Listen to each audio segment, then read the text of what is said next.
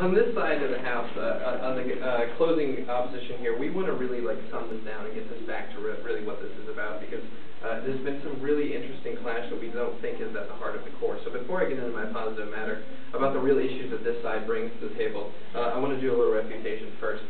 So when he talks, I'm going to go in reverse, he talks about how the Earth is at dire straits and how we need to go explore to maybe get more minerals from the rest of the universe or solar system. Now, on this side, we're going to show you how we think that incentivizing private enterprise is going to make it far worse, because you're going to have companies that potentially have bad motives and that kind of thing out there exploiting the moons or the Mars for their own profit motive and not for the benefit of the Earth in itself.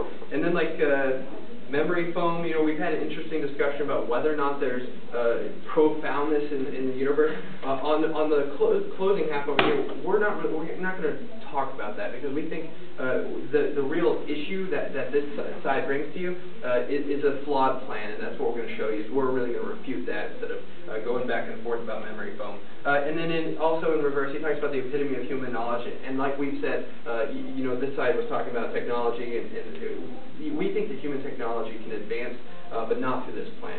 And so we think that this is fatally flawed. I'm going to continue first. So we agree totally with the top half about the cost, right? I mean, the United States is $13 trillion in debt, right? So if this is the United States plan throwing millions of dollars at companies that we don't know how we're going to measure their success, I mean, we think that's a bad idea, especially this last year. We've $1.3 trillion in the new deficit that we're adding to the debt. So we think this is a really bad time. And as Senator Brigham's speech said, well, deficits aside, no, we have to talk about reality. But we're going to show you actually the harms of reality in our plan. When Oregon did something like this for wind turbines in our state, a bunch of companies popped up and they faked it, and it's a loophole. So we think that there's actually a huge flaw in this. We have no specifics from it. It's going to be $15 million per flight, for successful flight, and that I'm going to get into this extension first before I take any questions. So on that side, my question to refute all of what they have is, does NASA work? I mean, that's not my question to crystallize the debate, but we've had a shuttle for 35 years, right? And we've explored space. In 2004, we put $12 billion projected to explore the moon and the Mars again. So this $15 million figure, not only does it not do anything, but I'm going to show you in a minute how it's actually worthless and how it's actually just going to waste people's money, because it's going to go to a project that's already been accomplished in the private sector. And Cody comes over here and tells you about the private sector. It's not private sector capitalism to incentivize with government money. That's not capitalism. So we think the free market, with either side's alleged technology debate, we think the free market is the best place to do it, and that's not where this is. Let me continue. I want to get to this. This is real good stuff. So the big problem here, before I get into the extension, is that this is already in status quo. It's working, right? There's a thing called the X Prize, and their mission was $100 million was collected to give to the first human spacecraft that could fly to outer space, and the prize would go to the winners, and they would get $100 million. It's happened. They got the $100 million, right? So now over here, though, the government's going to give $15 million to something that's already happened. And yet again, I'd like to ask, is it per flight, or is it per program? Is it per... we don't know what the business model is. So we already think it's happened, and we also think the $15 million is worthless, because it's already happening in the private sector.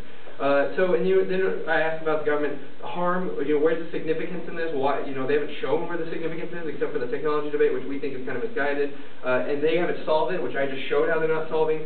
And the benefits are already in the free market, so it's worthless. So my extension is international conflict is going to happen. If private unregulated industry is dangerous, especially here in the status quo, or potentially when it's more increased. No one owns spacecraft, therefore we shouldn't have people profiting from it. And lastly, incentivizing rich capitalists isn't a good thing.